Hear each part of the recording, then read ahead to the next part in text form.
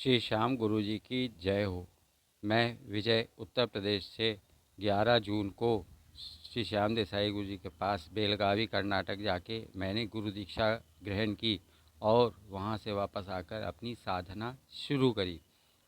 जब मैंने साधना शुरू करी तो मुझे साधना के पहले 30-35 दिन कोई भी अनुभव प्राप्त नहीं हुआ, जिसकी वजह से मुझे बहुत निराशा सी महसूस हुई। लेकिन उसके बाद गुरु आज्ञा से अपनी साधना को आगे बढ़ाते हुए जब मैंने आगे बढ़ा तो मुझे दक्षिण काली माता ने अपनी योगिनियों के साथ, अपनी सहचरियों के साथ मुझे दर्शन दिया।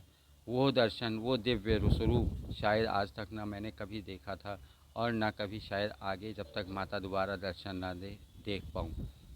और जैसे ही मैं उनके पास पहुंचने की कोशिश की, वे स्वयं अंतर ध्यान हो गईं। इसके बाद मुझे 2-3 दिन बाद फिर से मुझे माता ने एक कन्या रूप में दर्शन दिया। जब मैं अपनी साधना कर रहा था उस समय वो कन्या रूप में मेरे पास आई। मैं ये देखकर चकित था कि सारा कुछ दरवाजे बंद हैं, खिड़की बंद हैं, तो आखिरकार ये कन्या कौन है और कहाँ से आ गई। लेकिन इसके पहले जब तक मैं समझ पाता और मैं जैसे ही मैंने आँख खोल कर देखने की कोशिश की, वो कन्या भी अंतर ध्यान हो गई। लेकिन इससे ये बात बिल्कुल पूर्ण रूप से पुख्ता हो गई कि माता ने दर्शन दिए और वो आज मेरे साथ हैं। इसलिए मैं यही कहूँगा कि आप सब लोग भी इधर उधर व्यर्थ समय गंवाने से और पैसा गंवाने से अच्छा है श्याम गुरु जी बेलगावी कर्नाटक के पास आइए और यहाँ से दीक्षा प्राप्त करके अपनी साधना पूर्ण करिए और अपने जीवन को सफल बनाइए। क्योंकि अगर एक सक्षम और योग्य गुरु आपको मिल जाता है तो आपका जीवन पार हो जाएगा और आपको मोक्ष और मुक्ति भी प्राप्त हो सकती है अगर आप चाहें तो। लेकिन मेहनत आपको ही करनी पड़ेगी।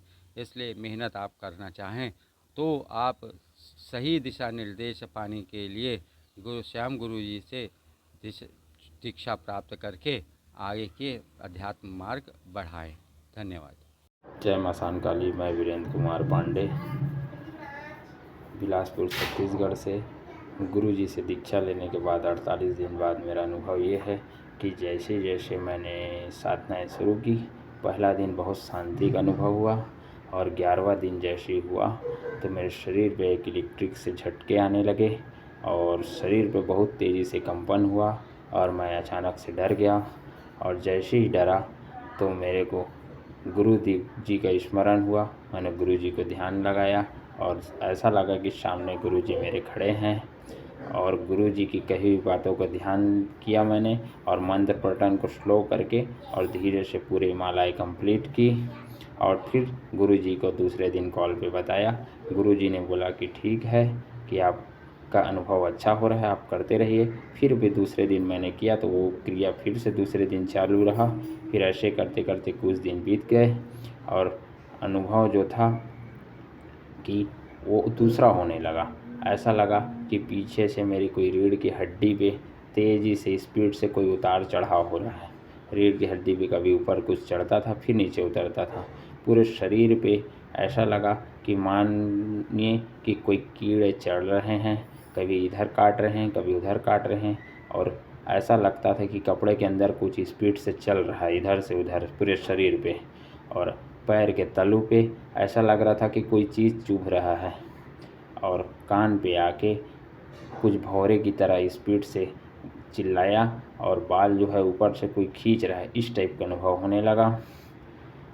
और ध्यान से मैंने देखा कि मेरे पेट के जो नीचे नाभि के हिस्से हैं उसमें कुछ अजीब सी जलन हो रही थी।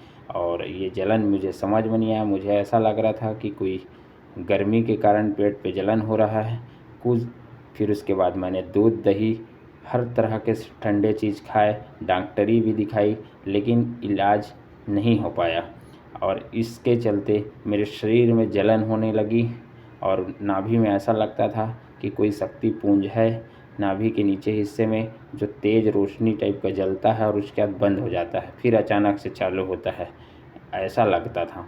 लेकिन ये 1 हफ्ते तक क्रिया चली और अचानक से बंद हो गया। और हमेशा साधनाएँ जब भी किया करता था तो ऐसा लगता है कि मेरे पीछे में कोई चीज़ खड़ा है, मेरे कपड़ों को खींच रहा है, साइड से खींच रहा है, अगल से खींच रहा है, बगल से खींच रहा है और रीढ़ की हड्डियों में तेज़ी से नीचे ऊपर होते रहते हैं। और ध्यान लगाते हैं तो सामने पे ऐसा दिव्य दृष्टि टाइप का कुछ लाइट सा चमक सा आता है और सामने में माताएं की चेहरे दिखने लगती है। और जिनको मैं याद करता हूँ उनकी चेहराएं भी स्पष्ट रूप से ऐसे लगती है कि मैं उनके सामने पहुँच गया हूँ। और मैंने 48 दिन का पूरा साधना कंप्लीट किया और गुरुदेव के द्वारा जो भी बताई गई विधि होती है, जो भी ध्यान करने की क्रियाएं होती है, उनको मैंने बहुत ही आसानी से और उनके मार्गदर्शन पे किया है। जो भी गुरुजी इस चैनल पे बताते हैं, साधना सिद्धि चैनल अघोरी पे बताई हुई क्रियाएं जो होती है सब स्पष्ट रूप से सत्य और 100% सत्य होती है। आइए दोस्तों, इस चैनल को सब्सक्राइब करें और अपने परिवार का भला करें और अध्यात्म की ओर जाए। जय गुरुदेव, जय मां शांताली। ज़रूरी सूचना, साधना सिद्धि अघोरी चैनल यूट्यूब के ऊपर एक ही है, दूसरा मेरा चैनल कोई नहीं है। और मेरे एक ही गुरु है श्री श्री मंजुनाथ पाटिल जी, वो भी कर्नाटक के आजू बाजू 100-200 किलोमीटर पे है। और यही एक ही मेरा मोबाइल नंबर है, अदरवाइज़ दूसरा कोई मोबाइल नंबर नहीं है, क्योंकि फ्रॉड लोग मेरा नाम लेके पैसा लूट रहे हैं। मेरा ही शिष्य है ये, साधना सिद्धि अघोरी वाला करके बता रहे हैं। तो ऐसे फ्रॉड लोगों के ऊपर विश्वास मत रखिए। और ये एक में ही नंबर है मेरा, इसके अलावा किसी और नंबर पर पैसा पेमेंट मत डालिए। जय मशान कालिका देवी।